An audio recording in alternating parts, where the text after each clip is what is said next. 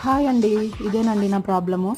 దుప్పటాస్ అన్నీ కూడా మడత పెట్టుకుని షెల్ఫ్‌లో పెట్టుకుంటాననమాట. ఎందుకంటే మల్టిపుల్ టాప్స్ మీదకి సేమ్ చున్నీ యూజ్ చేస్తాం కదా! చున్నీస్, లెగ్గిన్స్. అందుకని అవి సెపరేట్‌గా పెట్టుకుంటాను. కానీ తీసుకునేటప్పుడు చాలా కష్టమైపోతుంది.